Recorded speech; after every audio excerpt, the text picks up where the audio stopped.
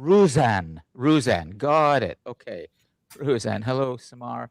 Let me just tee things up right now properly, and then we will get going.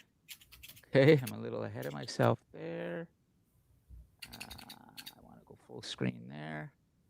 We tested that out. That's looking good. I can run it that way. Nice. Nice. And then, yeah, great. I think we're just about fully connected today. And let me just check my notes and see before we officially get going. Good. Oh, I didn't bring my Plutarch, the Roman historian. I wanted to read something about Julius Caesar, almost an eyewitness account. However, I have lots of other things. Yeah, so I've done the couches. I've done that. Yeah, I've done that. I will do that. Yeah, I've corrected that. My checklist. Yes, yes. Okay. So let me just get into my little spot here, my little cockpit. That's what it feels like here, flying a jet. So many. Oh, finally, I just wanted to make sure. So we see YouTube there. I like to see YouTube there, and we can cover it. So we have the map. But other than that, great. Welcome everyone to our 7th class of the winter 2026 semester of Short History of the World. And I am thrilled to be able to bring to you, I think, what will be a much better multimedia lecture, which is what I've been trying to develop over these years in this room. And I think today will feel a lot more like that in terms of being able to present video, images, books, and other sources that we can bring so we can make the not just educational experience exciting, but the historical experience to get you closer to the events and the people and the important developments in history so that you really understand that history is alive and should be very much a part of our lives, our mental sort of scape, instead of something distant.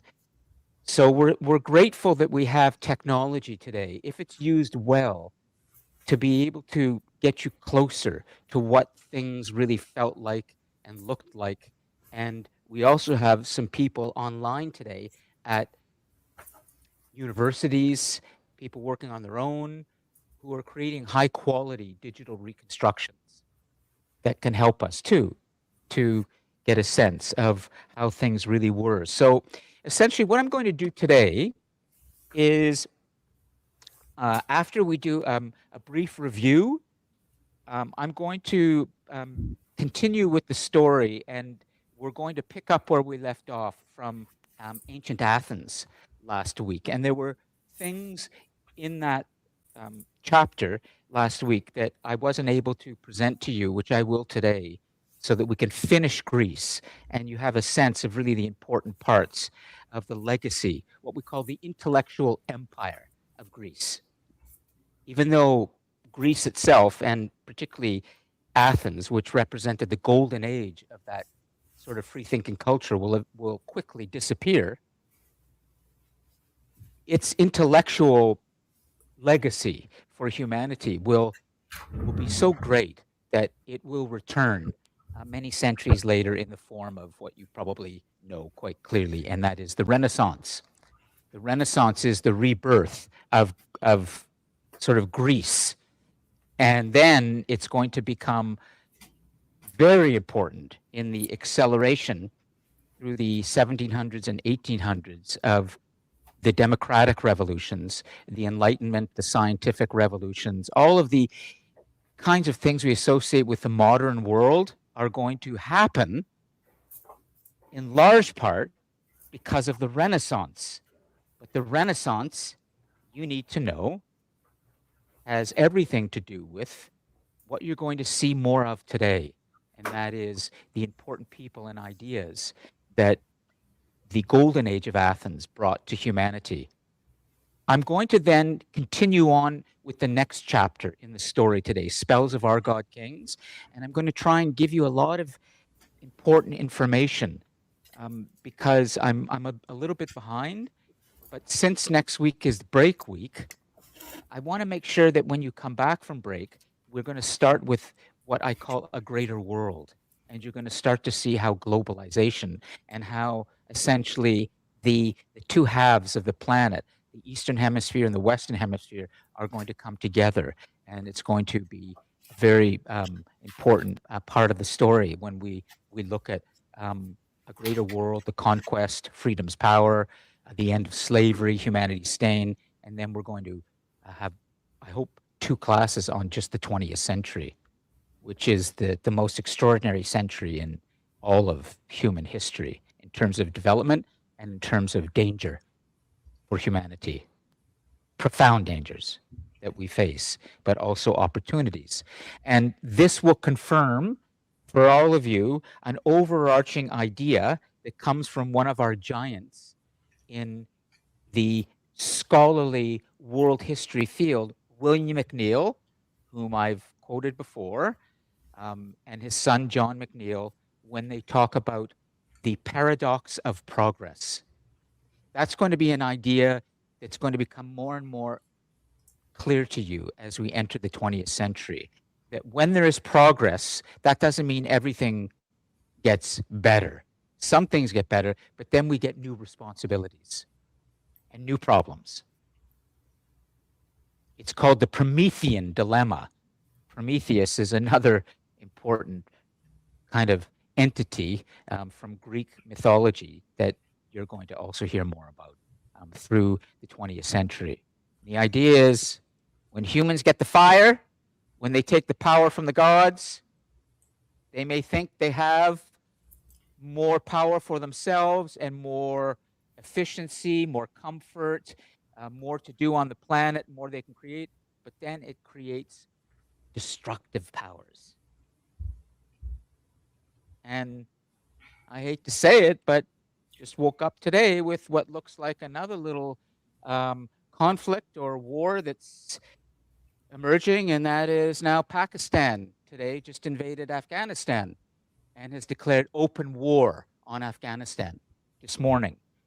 We have in the Congo, we have Congo and Rwanda fighting as well over the mines there because the United States wants to get more of the coltan, which is a mineral from the mines in the Congo, and the rebels there are fighting against the United States. So listen, guys, there's so much progress that you're going to see coming for us that allows us to be here in this room, dressed as we are, living as long as we are, you know, so diverse. We have black, we have white, we have Jew, we have Christian, Muslim, all in the same room, all seemingly free. But all around us, there's also bigger dangers happening in the big world of ours. So I just want to make sure you're all clear that progress comes with a price. And we're going to see that more and more. But I'm always going to be, as I tell you the story of what's been happening on this planet with the human race, I'm a kind of a glass half full guy. I'm always looking for that area where there's something good that we can latch onto and build on. But it can get dark.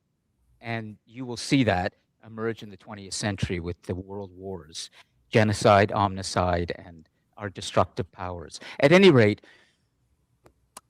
do you have any questions? Anything that you would like to bring? Let's move the microphone around a little bit. And I think, where is it? Is it here? Yeah, Carol, do you want to grab it and just turn it on? And if there's anything you'd like to say, Carol, just karaoke, make sure, and I'll just check and see. Go ahead.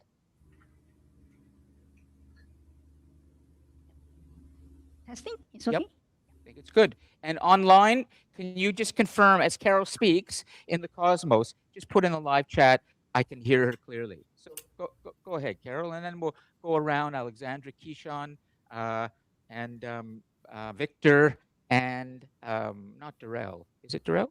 No. Malachi. Malachi Richards. Great. Okay. So go ahead. Yes. So, about we have talked about from last week.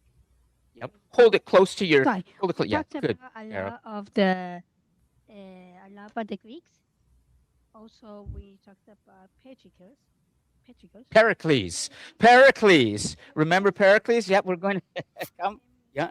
That he's the character who opened wide about the world of thinking Yes. with the Greeks in Athens. And afterward came the other famous philosopher like Plato and all the other ones. But here's the first character. Pericles was the first, what would we say? Pericles, back in the golden age of Athens around 2,400 years ago. We're in the 400s, and we're moving towards a very, very important date. But we're just reviewing, okay? For now, I'm going to be reading you something about a famous death in history, an eyewitness account coming very shortly in Greece. But the good part was Pericles. And okay, do you want to give it to Victor? Let's just make sure everybody. So, Victor, can you tell us a little bit about what you remember from last week? Well, at least that the Pericles was using a different like power structure, that he wasn't forcing people by force Yes. to do what he wants them to do, but he was instead leading them by his vision and like motivation, and getting them to do the things that like they believed in, but those were the things that like he also believed in. We're seeing a transition, Victor, from force to persuasion That's right. in the human story. This is something that Alfred North Whitehead has written about in his Great Adventures of Ideas, sort of an early human history. Force to persuasion, the coming of democracy. Okay, it's starting. Great. Alexandra, you want to tell us what you remember exactly? So, unfortunately, I was not here last week. Yep. But from the video and Yes. class notes, really similar to what Victor and Carol are saying, is that we see these kind of new characters coming about, and how we're getting further and further into the idea of what we talked about the week before that, which was freedom. Yes. How we are, Yes. starting to really awaken, and step Yes. by step, we're getting closer to that. Yep. We're getting closer to opening our minds fully. Yes.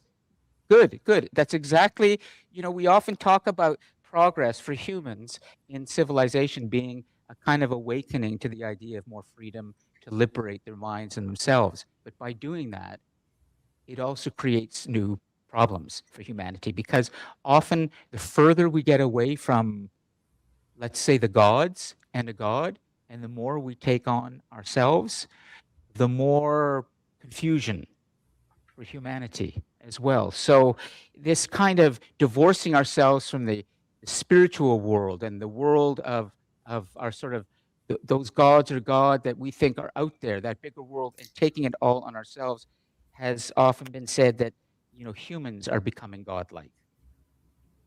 This might be good, this might not be so good. Okay, so and it's just behind Alexandra. It's you did such good notes last week. It's Maya. Yeah, Maya, of course. Maya, are you prepared to get on the smartboard again today? Sure. You did a good job last week. Okay. So, talking about the review, we also talked about the Just go smart. walk over there, okay, and then we'll follow Maya a little bit with our camera. Okay, I'll get a little fancy, guys. Go ahead. So this is sort of what it looks like for everyone in the video conference right now. There's Maya. So Maya, yeah, just tell us what you remember, and if you want, you can even write a few things on the board. Okay, go ahead. I remember us talking about the Spartans and the Athens and how they were Yes. different from each other. The Spartans prioritized what's military strength. while Yes. The Athens Yes, preferred intellectual strength. that's right. And the Athenians, they were not far away in a little city state just north of Sparta. They had a different approach, and in some ways, Sparta, which was very tough, focused on the military, resented the power that Athens was having in its influence over other city-states. So there was a kind of rivalry that developed between the two. You can write Sparta versus Athens, okay? Sparta versus Athens. Excellent. So what I'd like to do is continue with the story today. I just want to make sure the tech is working properly. So if in the Cosmos you can't hear me or you can't hear Maya or any of the others in the nucleus, please let us know in the live chat or jump on your microphone. But my assumption right now for everybody online is you can see clearly, you can hear clearly, you're connected to the class, and if you want your full participation marks, you need to jump on your microphone and go live, completely live, all right? Just watch that mic if it falls. Maybe just put it, Tishan, on the couch. Yeah, it kind of. Great. Okay, so let's first make sure everybody's clear that today you do not need to write a discussion post after class about this class. That's because next week is midterm break or reading week. So I've given everybody a 5 out of 5 for that. So you may have noticed that you got that 5. Some students have emailed me and asked, why am I getting a 5 if I haven't done anything yet? And I will tell them normally in an email. That's the reason. So on Tuesday, you'll be getting a midterm grade, all of you, from me. And that will be based on all of your discussion posts, your participation mark, of course, and then your first assignment. So your first assignment should have been delivered last week, Thursday, February the 19th. Some of you needed extensions. I've been helping you. You were only allowed one extension for the whole semester for anything. One extension that could be either for an assignment or for discussion post. So just please be aware of that. If now you're learning from your professor, and that's online and asynchronously, that there was an assignment due on the February the 19th, well, you can email me and say, can I hand it in late? And I will say yes, but then that means you will get no extension for anything else this semester. And that could really hurt you in the final assignment that's due at the end of the semester that's worth 30%. That's a major essay with research, okay? So anyways, does anybody have any questions around midterm, a grade, next week, the break, anything related to these things? Please make sure that you're clear on your grades. This is critical. If I don't see any question, I'm going to jump into this. Malaga, yeah, go ahead. Yes, you'll get the, I'll be marking, I've already started marking, but you will be getting that mark over the break. Yeah, exactly. Some of you will get direct feedback from me if you need it. Most of the time, what I'm going to be doing, since I have about 211 students this semester in 3 courses in here, and I'm completely a one-man band now technically in this room. I spent an hour today just getting set up for this class, so I can't do everything anymore. So for feedback, generally what I will do is I will, in the first class after break, I will give some general feedback of what I saw with the assignments. And those of you who received a lower grade of, let's say, 7 or lower on your first assignment and didn't receive feedback, you will want to listen to the general feedback I'm giving to the class. But essentially, if you see that you're getting a 7 or lower, there are clear reasons for that, and the reasons will be in the marking scheme. You will see the marking scheme. Check the marking scheme first before you email me and ask me why. But I will do my best to get feedback to those who receive 7 or more. But if you get 8, 9, and there will be 10s, you will be clear on exactly what you've received the mark for. But please make sure you check the marking scheme. Okay? Good? This stuff matters. This is your grade. Okay, so that's why. Okay, so now here's the fun part, the story. Let's continue and make sure all of this is here. So, okay, good. Let's remind ourselves about not just who Pericles was and what was happening in ancient Athens, but where this was taking place. So just try to orient yourself to the map of the world. I'm going to leave that map up here right now. And I've zoomed in on Europe, the northern part of Africa, and then the Eastern world. Europe, at this point in history, we're in the 400s BC, or before the Common Era. We often say before Christ, before the Common Era. There was no Europe yet. Okay, that's coming as a result of the Roman Empire that you're going to hear a lot about today. But essentially, the whole story now, in terms of the rise of civilization, the most important part of civilization for all of us, has a lot to do with the rise of the Western world, not so much the Eastern world. And that is what happened around the Mediterranean Sea. So please make sure that you have a sense of orientation of where the Greek peninsula is as you look at the map of the world, and the Roman peninsula, the boot, okay, because these are going to be very important right now as we go forwards. And I'll just come with my, here, my cursor, right? So you can see here's the Mediterranean, there's Greece, there's Athens. On this map, which is an American CIA map, I chose it because it's nice and clear when I can zoom in. I don't lose resolution.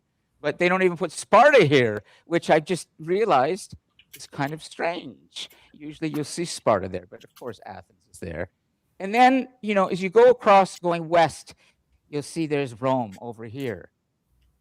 So these two peninsulas sticking out in the Mediterranean Sea, the Greco-Roman world, they're really, really important for all of today's lecture, and particularly Spells of Our God Kings. Because what's going to happen, and I'm going to show you this momentarily, is that here, right north of Greece, there is a part of the world called Macedonia. It's not, here it is, it's not fully identified here, but here is where Alexander the Great, one of our most important historical figures, is going to emerge. He's going to conquer Greece. He's going to move across the Aegean Sea. He's going to conquer Syria, Asia Minor, which is what Turkey was called back then. And he's going to move his armies and create a global civilization, the first kind of global empire. But let's get there. All of this has to do with this Greco-Roman world and this relationship between Greece and Rome. So let me continue.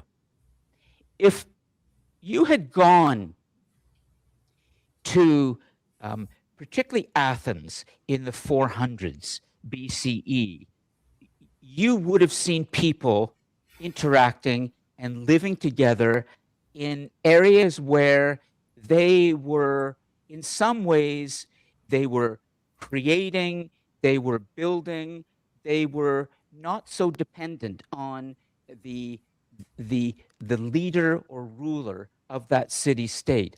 This was the kind of atmosphere that Pericles had created. If you remember, there was an image that I showed you from an early Sumerian city-state, Lagash or Ur, where you saw the first writer or scribe with a farmer coming in, and there was a big ziggurat or a large temple, and this person was bringing grain into this early city, and you had the scribe or representative of the god king taking a kind of early inventory of what was being brought in.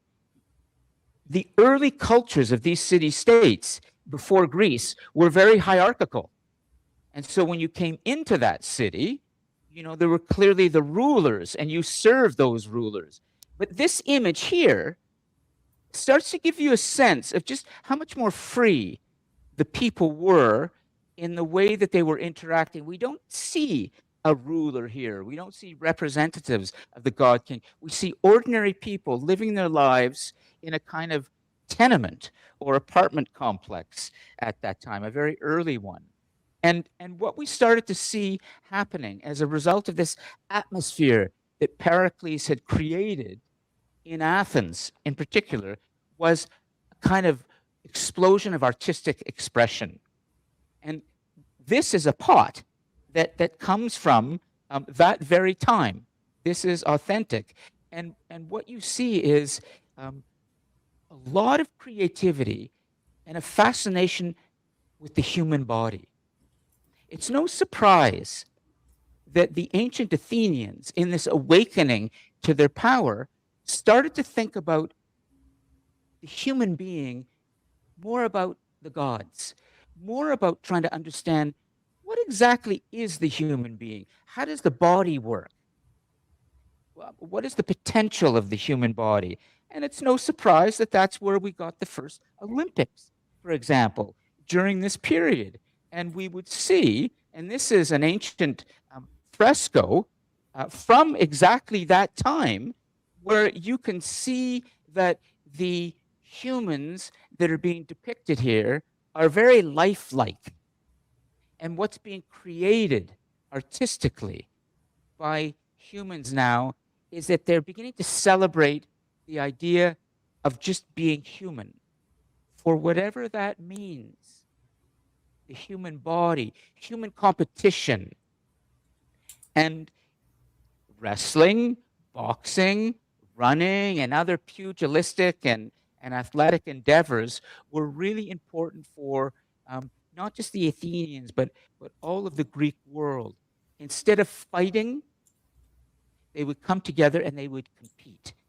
And they wouldn't wear anything. They would compete completely naked in a lot of these events because they were fascinated by what the human body represented, and they wanted to see the best of human achievement.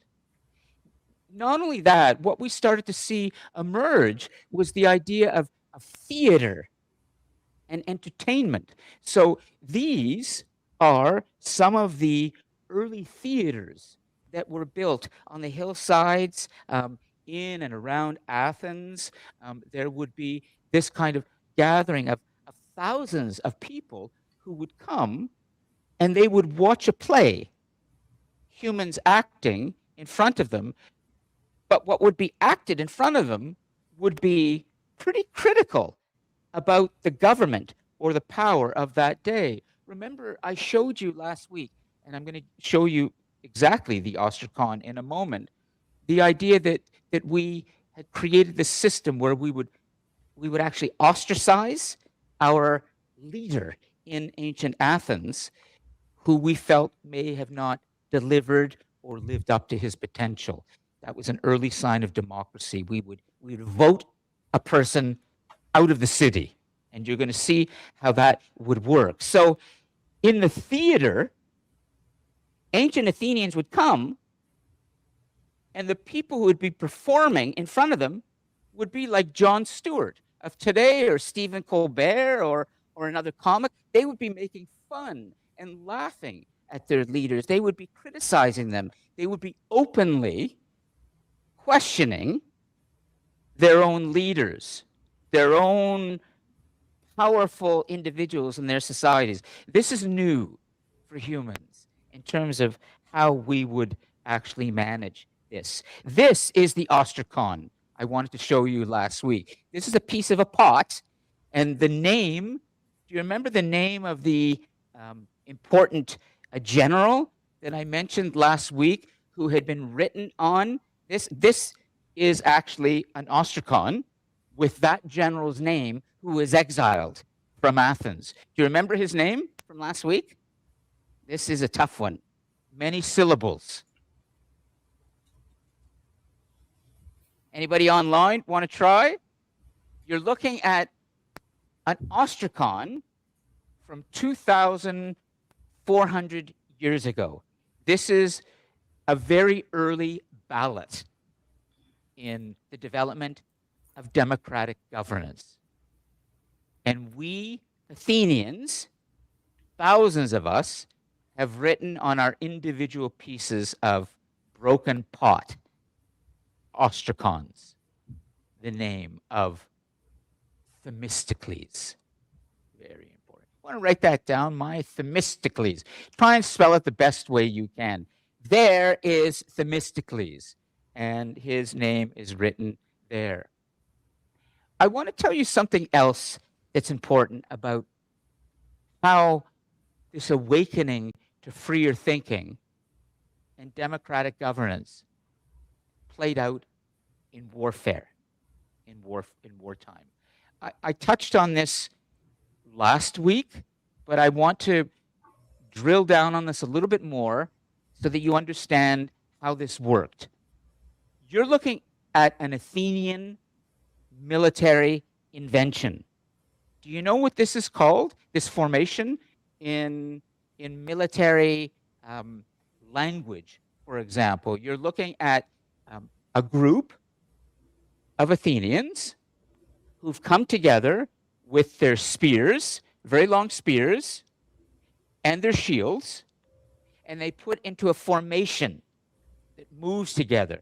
And this is something that Alexander the Great, the Alexander you've all heard about, he's going to use this idea to conquer so much of the Eastern world. But it's the Greeks, the Athenians, who invented this.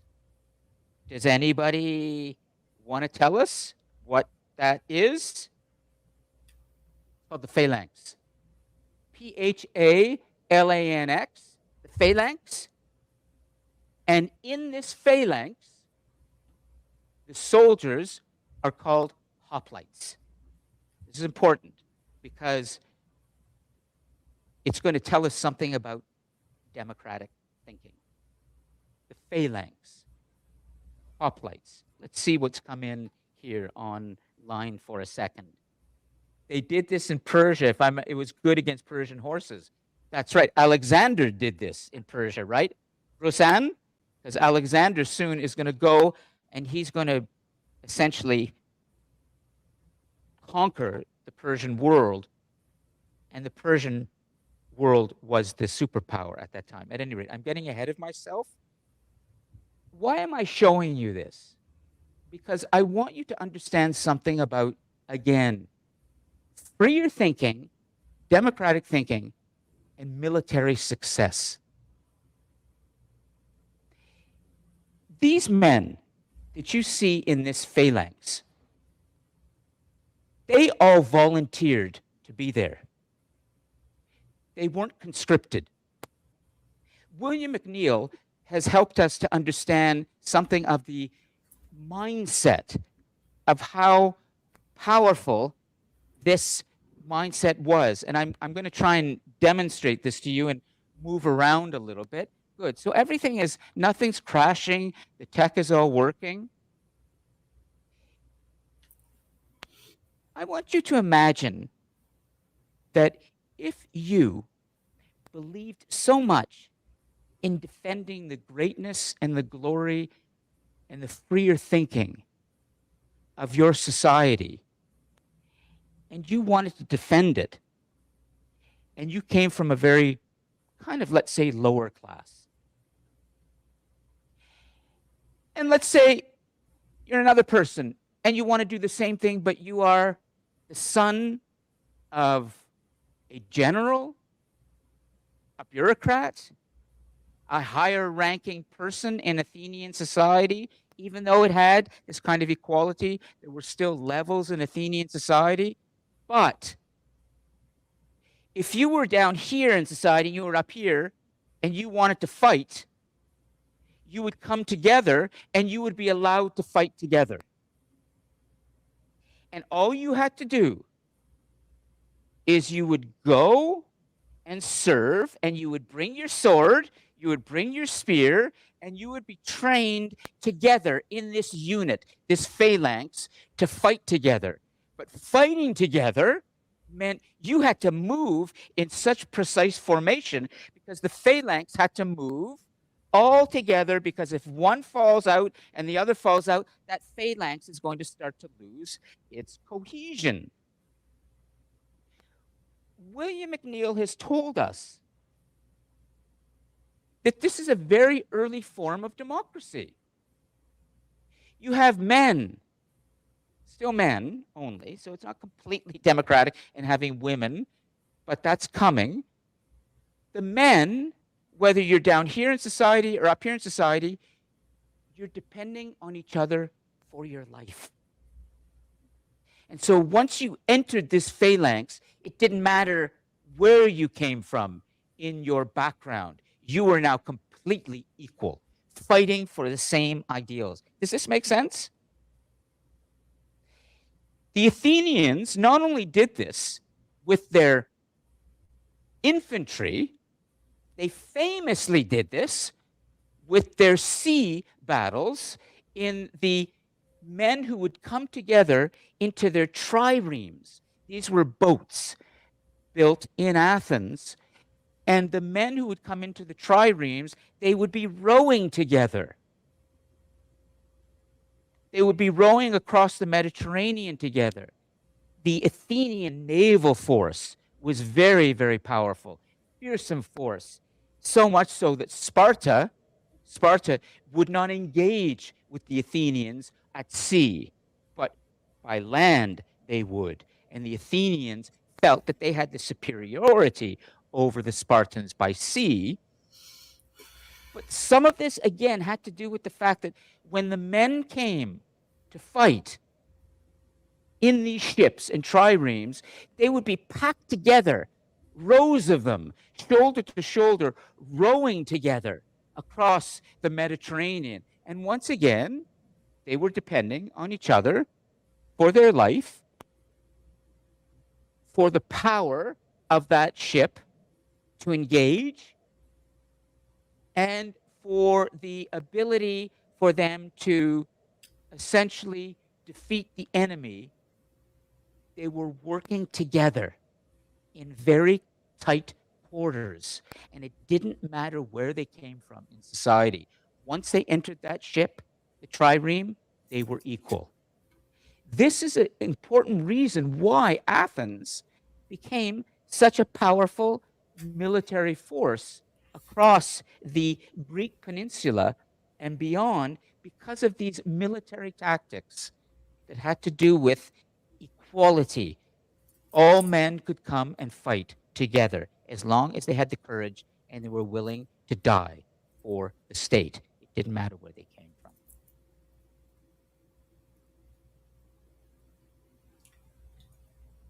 I want to tell you something now about how all of this began to unravel. This moment in human history when we saw this intellectual empire emerge that began to acquire so much power among the city-states in Greece that its adversary felt so threatened that a war broke out. And it's a very, very important war in world history, and it's called the Peloponnesian War. Lon. Now, two things happened during the Peloponnesian War between Sparta and Athens that are important for us and relevant to us today.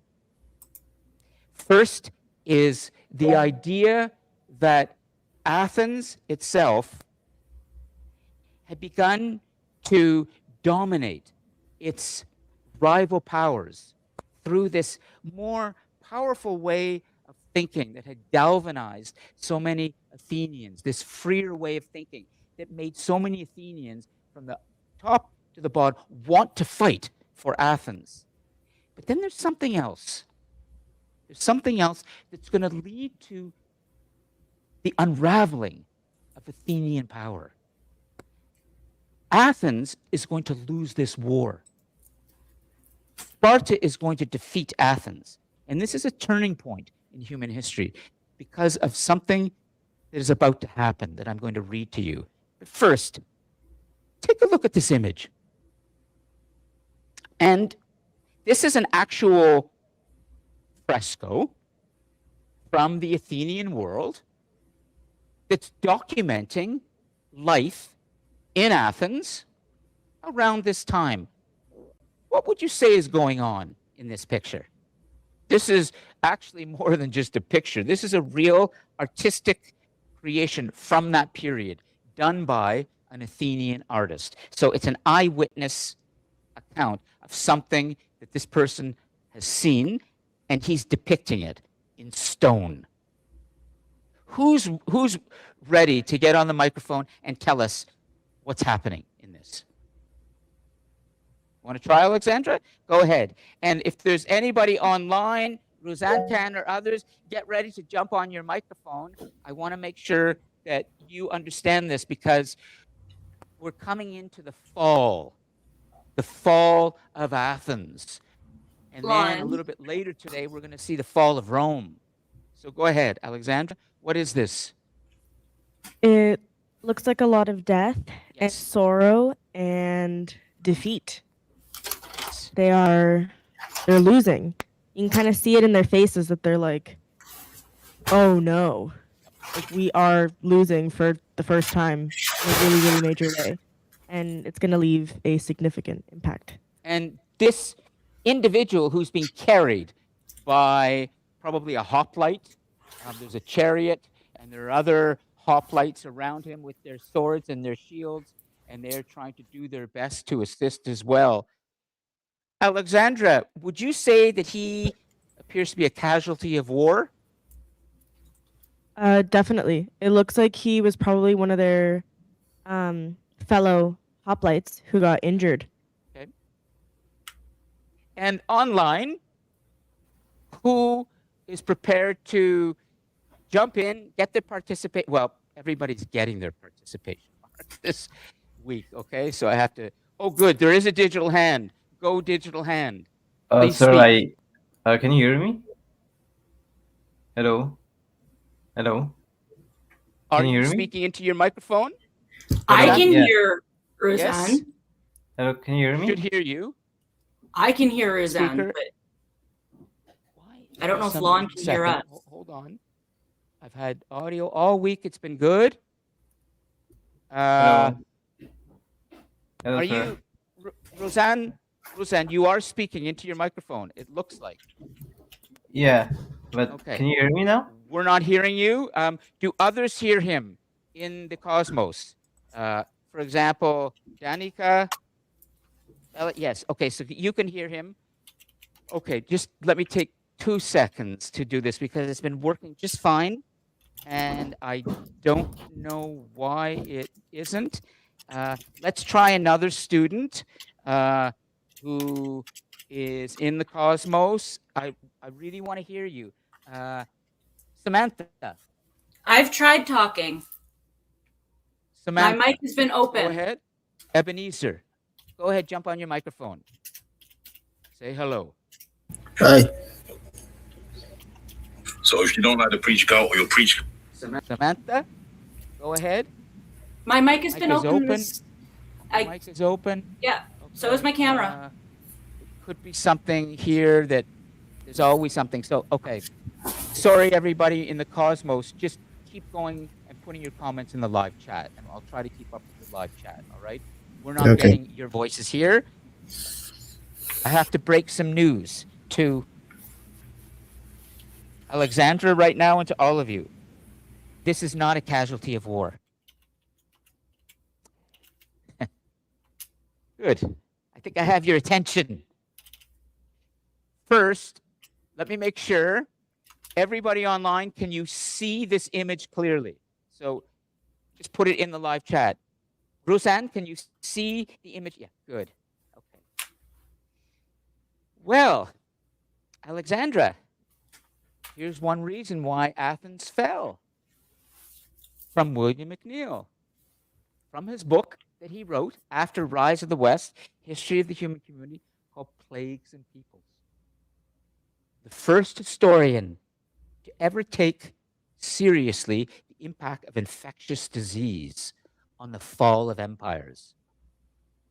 Let me just remind you that we just all came through a pandemic fairly quickly. Ancient Athens, during the Peloponnesian War, was struck by a plague.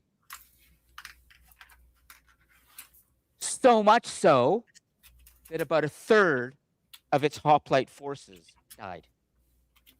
Pericles himself will die from the plague. So great was the impact of this outbreak of infectious disease that the Athenian military was significantly weakened. It has been surmised, conjectured, that the water had been poisoned by the Spartans. We don't know that.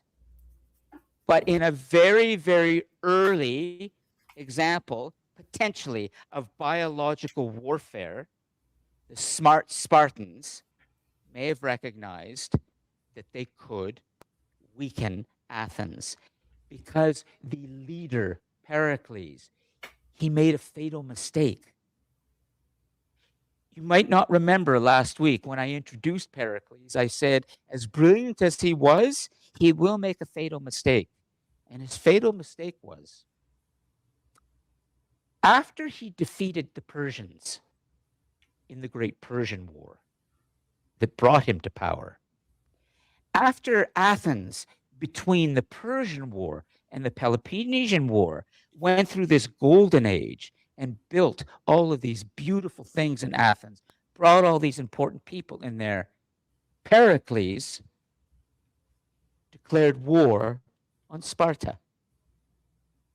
Pericles was so confident in Athenian power and so confident in its naval forces that he attacked Sparta, and to protect the Athenians from the reaction from the Spartans, he ordered all of the Greeks living around Athens in the Peloponnese, the peninsula, who were allied with Athens, to come into the walls inside Athens and stay inside Athens, inside the walls, so that when Sparta would bring its infantry up from Sparta and eventually attack, there would be no one to kill. See, Pericles believed that they could win the naval war, but they couldn't win the land war against Sparta. So the way to protect the Greeks, the Athenians, was to ensure that they were inside the walls of Athens. Is this making sense?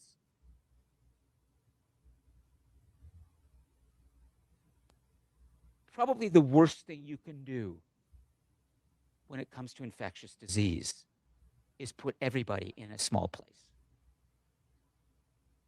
Plague, an infectious disease, had been part of normal human societies up until this point. But now we had an outbreak of infectious disease among thousands of people living in close quarters that destroyed or at least severely weakened the Athenians, and eventually Athens would fall. This is a cautionary tale in some ways, but it also speaks to the idea that William McNeill has tried to alert us to. Infectious disease and the way we deal with infectious disease is as important as other factors in the strength or weakness of a society. Think about how we dealt with the pandemic and try to answer the question, are we weaker or stronger because of that? It's a much different situation in some ways, but it speaks to the idea of the role of infectious disease. Now I come to maybe the most important part of today's lecture, but I'm going to try and at least do this part, and then we'll stop. We'll have a little bit of an activity, and then I'll continue as best I can, getting us into Rome if I can. But this is a critical moment. We have now arrived at the death of Socrates. Maya, could you please write down a critical date in all of human history? And this is something that all of you should not forget when it comes to important dates. I haven't talked about important dates that much this semester because that's not the history I like to teach. History is the story. It's about people. It's about ideas. It's not about memorizing dates and events. However, this is a critical one. 399 before the Common Era. 399 BCE. There was an individual who was alive during the time when Sparta defeated Athens. The Peloponnesian War lasted, I think it was from about 421 or 422 BCE to 404 BCE. 5 years later, at the end of the war, 5 years after Athens had been defeated and the Spartans formed a government in Athens, Socrates was put on trial. Who was Socrates? Well, let me just remind you of maybe the most important philosopher to emerge in the Western world in the story of humanity. This is the Western world, not the Eastern world. This is a Greek Athenian philosopher. But his ideas, his way of thinking, and ultimately his sacrifice of his life, Christ-like, are going to speak through the ages forever. So it's very important you understand what happened in 399 BCE. But first, I'd like to just talk a little bit about Socrates. Is anybody here prepared to jump on the microphone here and tell us a little bit about what they know of Socrates? Socrates is the person you're looking at in this famous painting at the moment when he's about to be given hemlock. He's going to drink the hemlock and it's going to kill him, and he's going to do it willingly. Socrates is going to kill himself. Now, this suicide in human history, ordered by the state, was made by choice. Try to put this thought into your minds for a moment. Is there anything that you would be prepared to give your life for? Have you ever even had to, just in your imagination, ask yourself the question, do I believe in anything so important or anybody that I would die for that? I would die for that. I'm not asking you to answer that, but he will. And he will do this about 400 years before a very important figure is going to emerge in our story.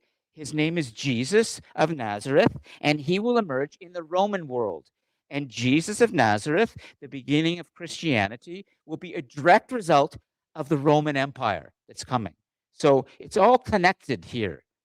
So this is very important you understand this. Who was Socrates? What do you know about Socrates? Keyshawn, do you want to try? No? Okay. Jack, you good? You want to try? You want to try, Malachi? Okay, well, let's see. Let's probe this a little bit, okay? And for those of you in the cosmos, thanks, Roseanne. I wish I could bring you in on the speaker, but there's a tech issue, but we'll try and come to you online. Just put your thoughts into the live chat best you can, okay? So Malachi, he was a philosopher. What is philosophy? This is a big question. This is not religion. Now, we've talked about religion, we've talked about science, the beginnings of science and evolution. And what's philosophy? Well, in my opinion, what I think philosophy is like discovery beyond yourself. Yes. So like following a religion, but like believing there's more to life than what's being taught around you. Good. That's a good start. Absolutely. Why is philosophy not religion? Because religion teaches you to follow a specific order and a way. Yes. Philosophy teaches you to follow multiple different ways to find your truth in a way. And would you say that philosophy consists more of questions and answers? Yeah, philosophy asks multiple questions, while most people in religion will just answer one question, which is what's higher than me. Yes, yes. Wonder what's higher than me. Why is it there? Just asking everything about it. Have you ever had the experience of talking to somebody and that person, being a fairly smart person, keeps asking you why, how? Like, I'm not sure I believe what you're saying, Malachi. Can you give me some proof for that? And why did that happen? And well, wait a minute, you just contradicted yourself, Malachi. And are you sure? And by the end of it, you thought you were certain, but now at the end of this questioning, you're wondering, maybe I don't know much at all because this person really grilled me. Have you ever had that experience with anybody or anything? Or have you ever done that to somebody? So I typically discuss with people about like my religion and other people's religion. Yes. So I tend to talk to people that question my belief, which also helps me go further in my belief because if I don't know those stuff on hand, how would I be able to educate someone on why I believe what I believe? Yes. Yes. So understand why someone believes what they believe. So the question of why, which we often ask relentlessly when we're 6 years old, we might lose that as we get older, but we should never lose that. The why is really important. Would you say, Victor? Always the why. Well, that's to some extent called the Socratic method of questioning. See, Socrates in ancient Athens, he would, no, not a problem. He would famously walk the streets barefoot sometimes, not dressed very well, not always clean. He was physically not very attractive. We might even say he was quite ugly. But in the conversations that he would have with people, even people in very high positions, he developed a reputation in which he was greatly respected and feared for his intellect because he would never take anybody's answer at face value. He would want to know more. He would want to know exactly why. What is the purpose here? What is the meaning of this? What is the meaning of anything? What is my purpose? What is our purpose? Philosophy is that constant questioning to know what exactly is the truth here. During the golden age of Athens, he was celebrated. He would be invited to parties. He also had a reputation, having fought in the military and having fought bravely, as being a warrior too, greatly respected. But when the Spartans came and took over, he became a figure of great suspicion. The Spartans wanted control over the Athenian people. And Socrates was put on trial because the Spartan government, including the sympathizers of the Athenians, considered him a threat. It was believed he was corrupting the youth of Athens. And he was told if he would recant, if he would apologize for what he had been doing and the way he had been thinking and the impact he had had, his life would be saved and he would be allowed to live. But if he refused to do that, he would have to die. He would have to be removed from society. Does this make sense? Keyshawn, make sense? Good. Well, I want to read you something quite powerful. And I just want to check the live chat. Yeah, just make sure you turn it off, okay? Before you. Finding meaning in everything. Roseanne, excellent. Let's see what Samantha. Okay, that was going back to the image. Good. I'm going to stay with where we are in philosophy right now, Samar. This made me think about fear, how fear can weaken even strong societies. Absolutely. Well,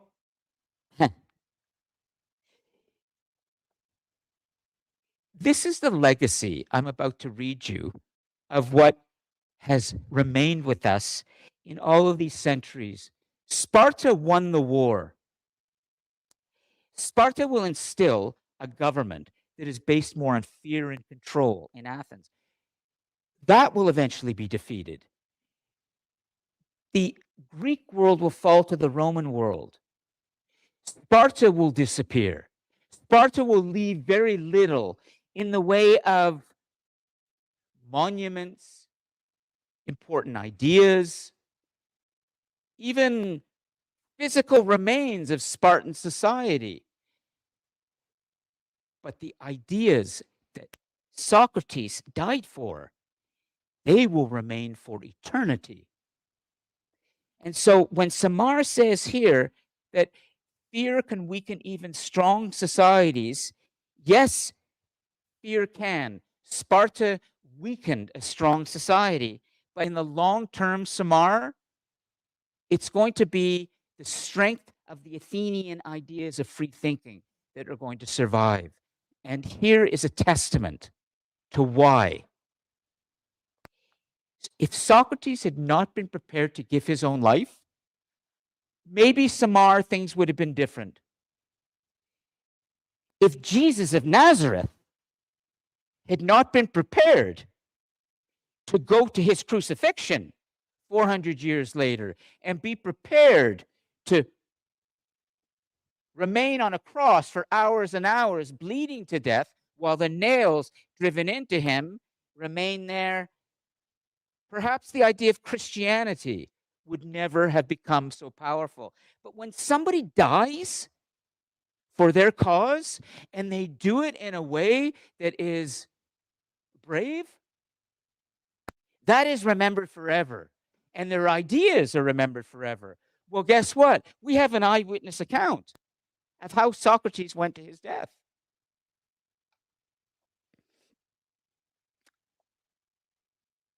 Socrates had a student named Plato, and maybe today I will show you a bit more of those individuals, but it's important that this is something that you really think about today when you leave the class.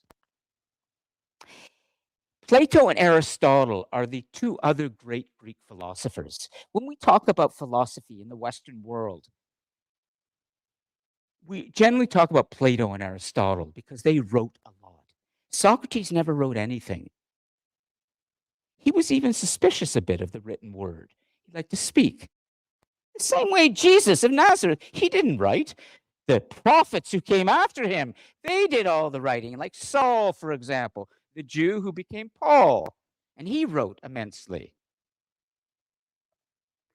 Plato, he wrote about Socrates' death. He learned under Socrates.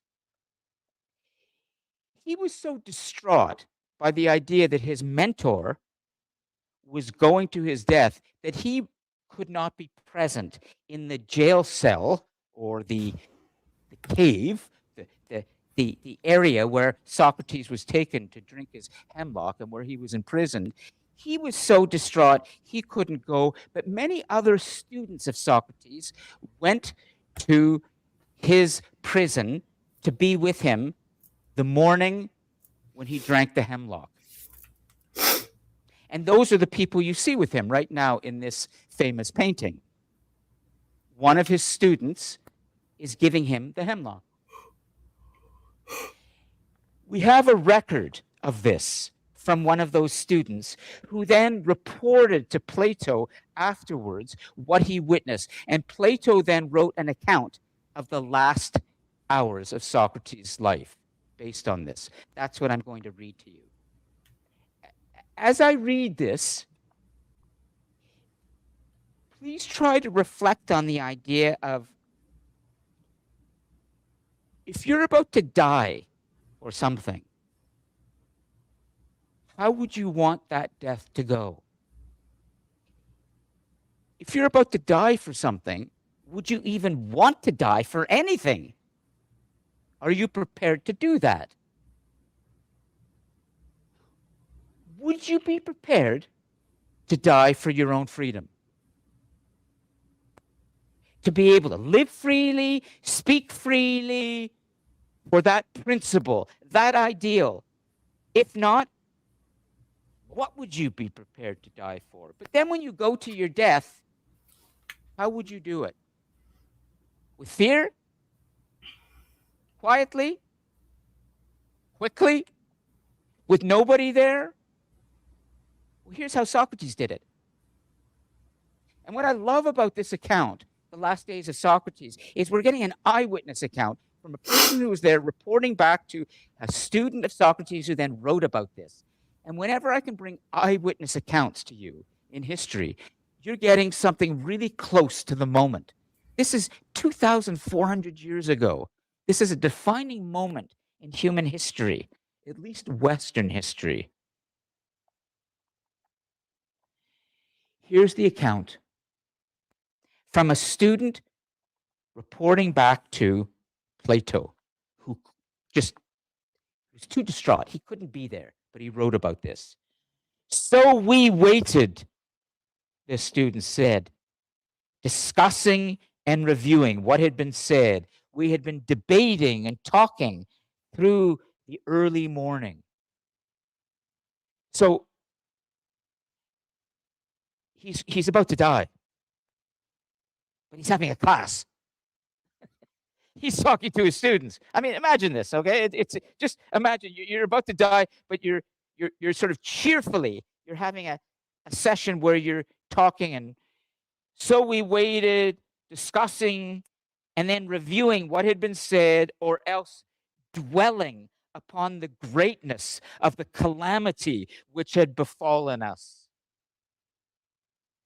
For we felt just as though we were losing a father and should be orphans for the rest of our lives. Meanwhile, Socrates took his bath. His children were brought to see him. He had 2 little sons and 1 big boy. And his wife, they arrived. They talked to him in Crito's presence. Crito is another student of Socrates. There's all these younger people are around Socrates at that moment, coming to be with him. He talked to them in Crito's presence and gave them directions about carrying out his wishes. And he told the women and the children to go away. And he came back himself to join us. It was now nearly sunset. We had spent a long time inside. He came and sat down fresh from the bath, and he had only been talking for a few minutes when the prison officer came in and walked up to him.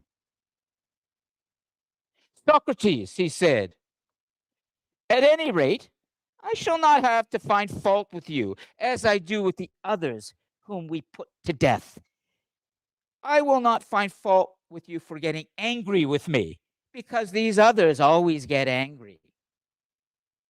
They've been put to death. They always curse when I tell them to drink the poison. They always get angry because I'm carrying out government orders. The government,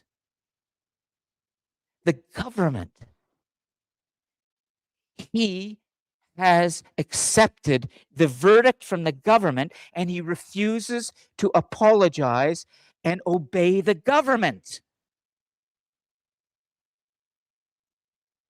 Think of the resonance today in the people who come to Ottawa in the convoy and fight against the government. Everybody who hates government and wants to change the government.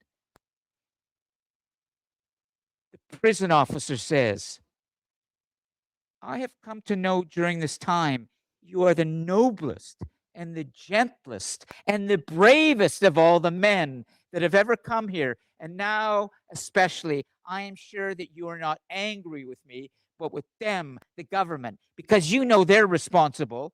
So now you know what I've come to say. Goodbye, and try to bear what must be as easily as you can. And as he spoke, this is the prison officer, according to this account, he burst into tears, and turning around, he went away. At any point, Socrates could have said, I don't want to go through with this.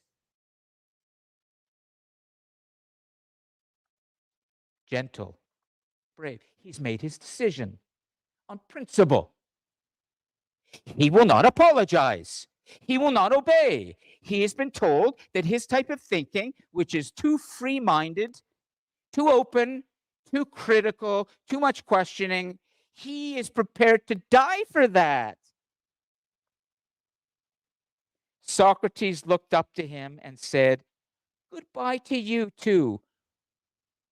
We will do as you say. Then, addressing us, he went on. What a charming person he is, the officer. All the time I have been here, he has visited me, and sometimes we've had discussions with me, and he's shown me the greatest kindness, and how generous of now to shed tears for me at my parting. But come, Crito, let us do as he says. Someone had better bring the poison. If it is ready, bring it now. If it is not, prepare it. Do as they say. I am prepared. And within minutes, he's given the hemlock. This is what you see in the image. He is being given the hemlock. His student is turning away. Can't bear the idea that he's giving it to him. And when he drank that hemlock, not long after, he will leave this world. This act of sacrifice for the sake of the freer mind is such a seminal moment in our story. That's why I wanted to spend the time with this today, and more than I had planned. But I want to make sure that we spend the last 10 minutes or so, and we'll end early, with you trying to understand something about how it was that people like Plato, there's Plato who actually created the first school or academy right underneath the Acropolis in ancient Athens, in a grove that you're looking at right now. Plato will begin to create a little early university of people who come together and debate, just like Socrates wanted. And then Aristotle is going to come along after Plato, and he will become a student of Plato's.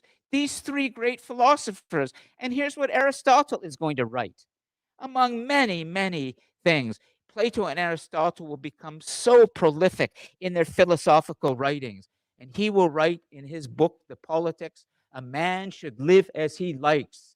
This, they say, is a privilege of a free man, since not to live as a man likes is the mark of a slave. This is the second characteristic of democracy, whence has arisen the claim of men to be ruled by none. To be ruled by none. And if possible, or if this is impossible, to rule and be ruled in turns. New people elected, new people elected. And so it contributes to the freedom based upon equality.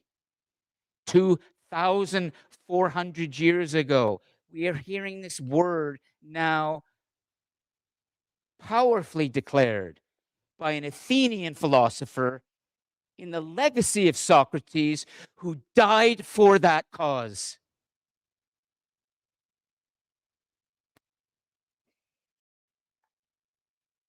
I'm going to stop because it's important for you to just digest this one idea. And I'd like Maya to write this down. It's my, I'm going to give you a question in a second. It's my contention that the reason you take a class like this, and the reason you come into the live class as well, is you want to approach the big, basic questions in life. You don't want the small. You're not superficial. None of you are superficial. You want to ask the big, basic questions. Stephen Hawking, one of our great free thinkers of the 20th century, said as much in his book, A Brief History of Time, that that's really what people want, especially young people. They want the big, basic stuff. So here's a big, basic question for you. Are you prepared to die for anything?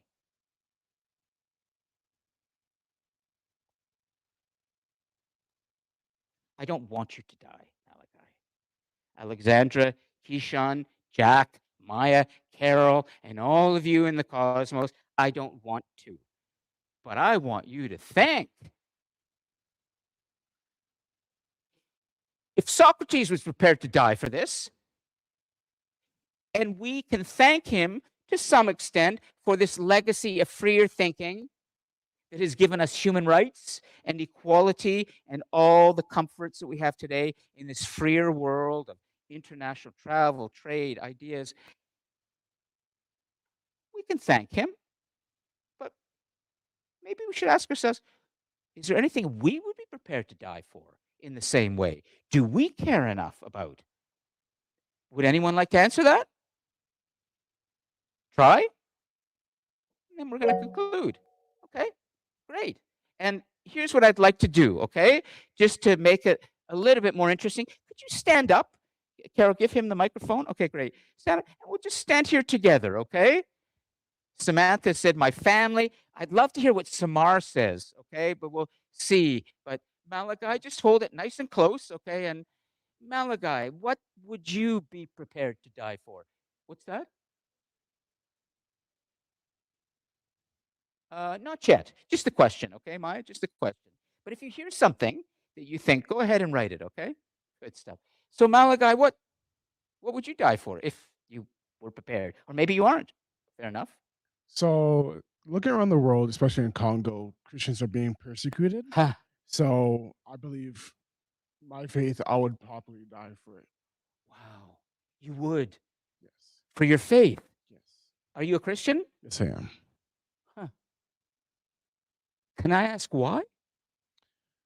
Because I believe following Jesus is my calling, and I believe that's my perceived truth, which I believe when times comes, I shouldn't deny my truth just to stay alive and follow something else, right?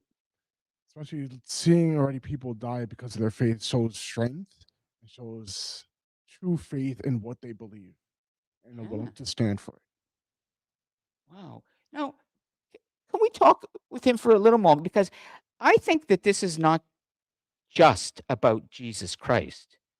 Underneath this, there might be something even bigger.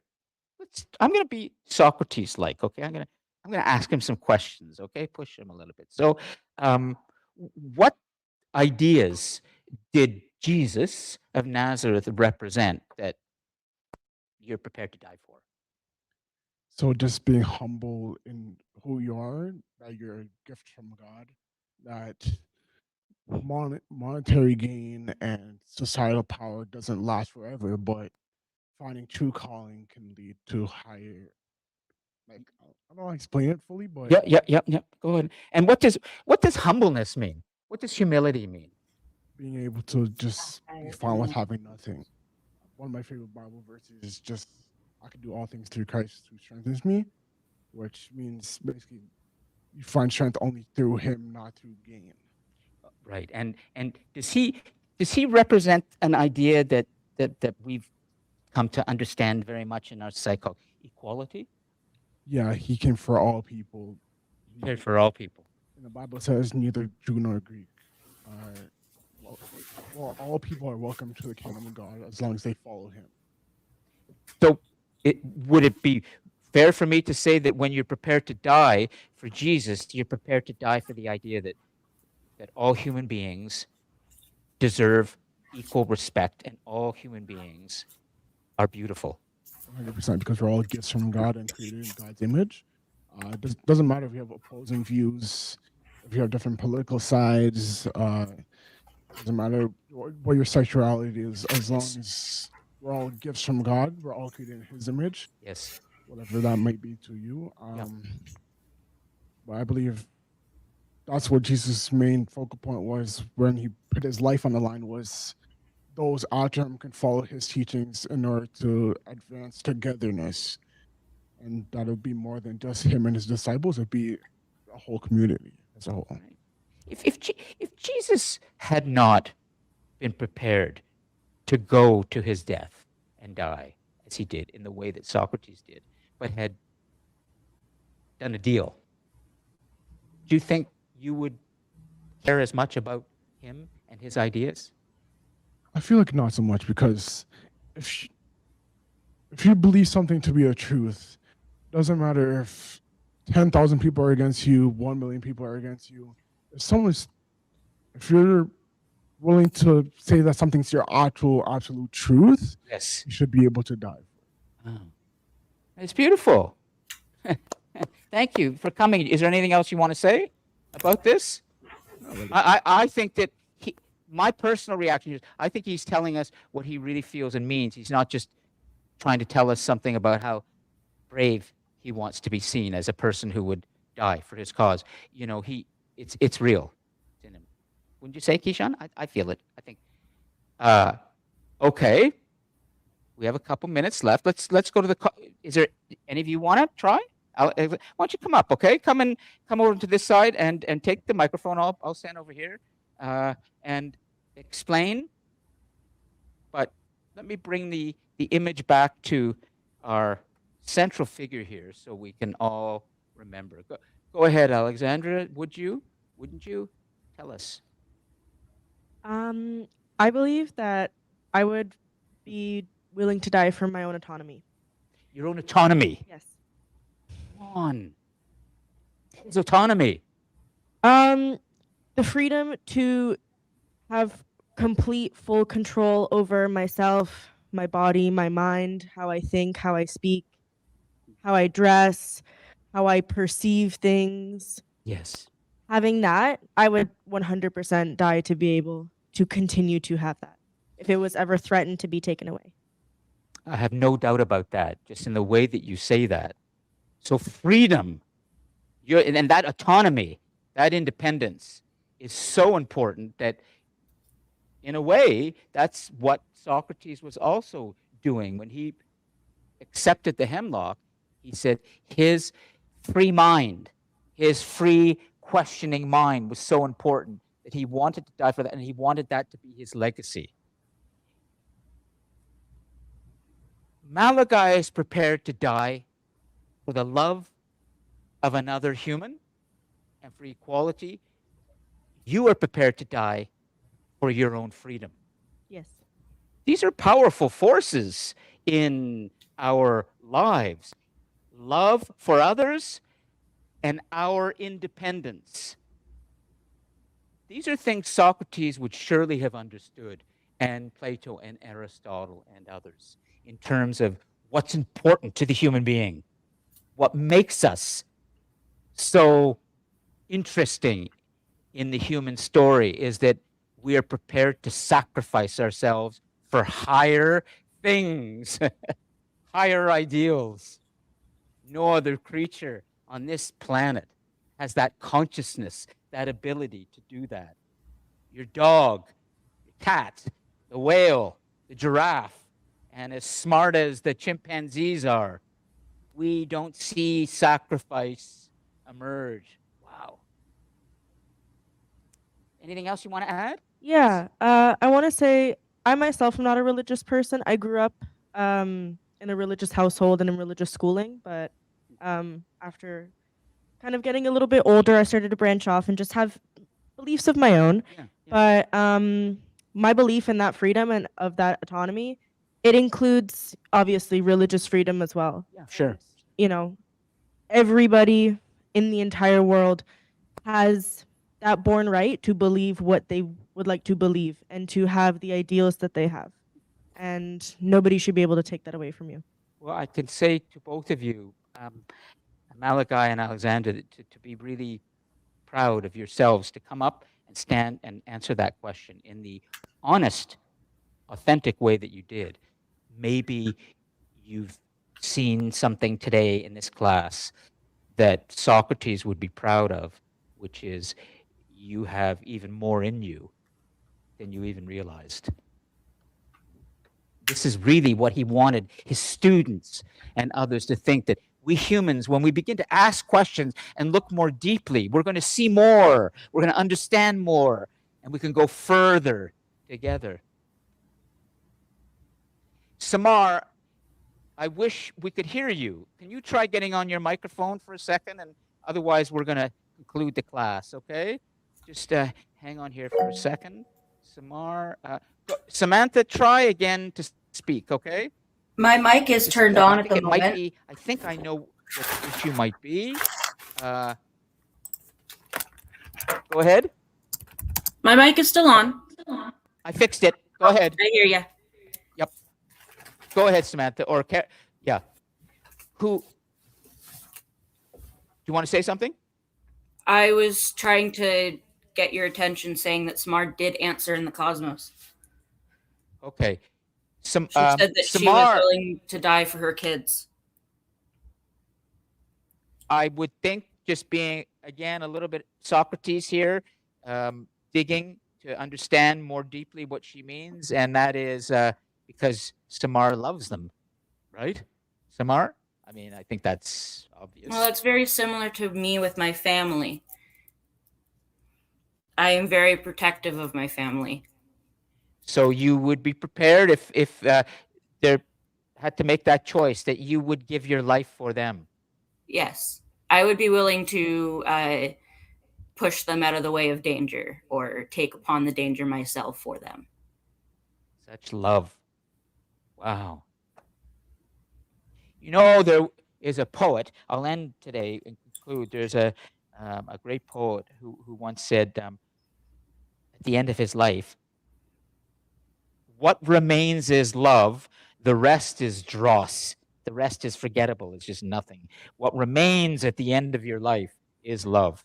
And I think probably deep down, Alexandra would probably say there's a love there. It's not just love for yourself and independence. It's just a love for that idea of being alive and being free. You know, it's joyful when you're free, isn't it? You're lighter on your feet. You don't have something like a thumb in your head forcing you to do something. It's good to be alive when we're free, isn't it? Yeah. Okay, we finally have this working. So, Roseanne, we're going to conclude. Why don't you jump on your microphone and tell us what you think? Hi, sir. Can you hear me? Yes, I fixed it. Yeah. So, yeah, it's same for me, my close ones, like my friends and family. So they're important people because I expect them to do the same for me. So that's the reason I would do the same. And did you understand what Malachi and Alexandra also said in terms of the ideals that they are prepared to sacrifice themselves for? They're bigger than their own lives? Yeah, Does yeah, that make because sense? yeah, because if you're willing to die for a good idea, it affects people in other society too. So your legacy continues on the people like in the next generation. So that's a good thought too from themselves. Yes. I grew up in a Christian household, so talking about belief in God and being willing to die for the beliefs of Christians, Yes. I understand it even if I wouldn't follow it myself. Great. Well, let's do the final thing. Let's take the camera over to Maya, and let's see if there are any thoughts that you'd like to give us. Maya, grab a microphone. You want to give Maya the microphone and let Maya give us the final word. She's been doing a really good job of taking notes. I'll save them. We will refer to these after the break. You don't have to write a post yet, but remember, you have a second assignment and a third assignment coming after the break. So these notes and this recording will help you then. But Maya, what if you could sort of, give us the takeaway today? If you just think about all the notes, like what's sort of staying in your mind that you've been writing that you think is really important today? I think the most important thing would have been Socrates and his willingness to sacrifice himself for his ideals, which caused more people to live by those ideals. And after Sparta fell, nothing about them was remembered, but Socrates is still remembered in history, along with Yeah. his predecessors, or his people came after him. Excellent. We might say that the intellectual empire of Athens endures. The intellectual empire, even though it disappeared, the ideas live on. Okay, everybody, I think we're done, and I want to wish you a great midterm break. And if you had exams and tests this week, I hope they went well. And I look forward to seeing you back here in a week or so when we start week 8. And we're going to move on. I will continue with the story. You can always reach out to me via email.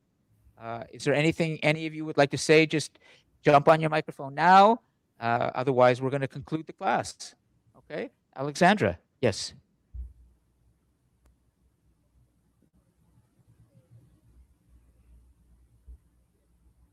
Yes.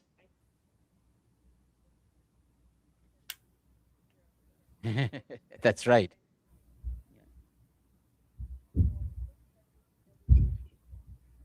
Yes. Yes. Exactly. Absolutely. Absolutely.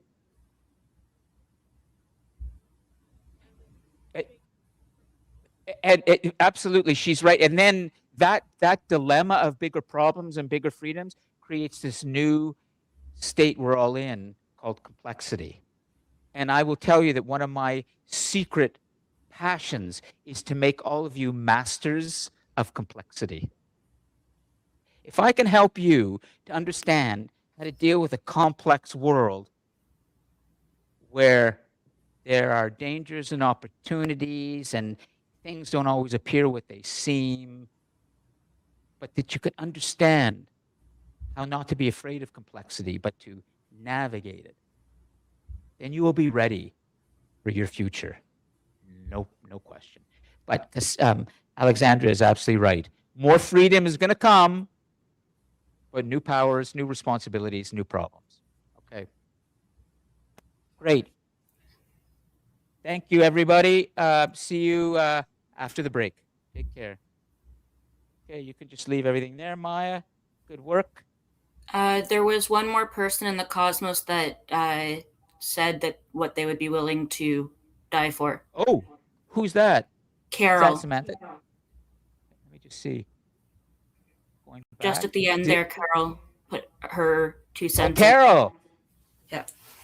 Yeah, I'll review. Okay, I'll be saving this. So thanks, Carol. Yeah, she's on it. Yeah.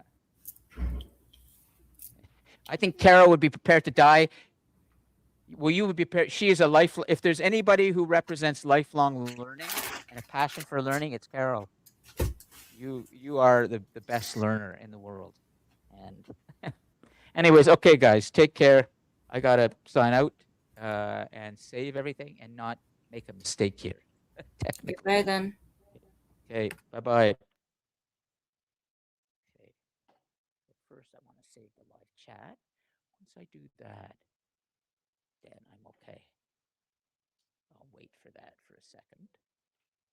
But I can save the live chat from here, which is good. Okay.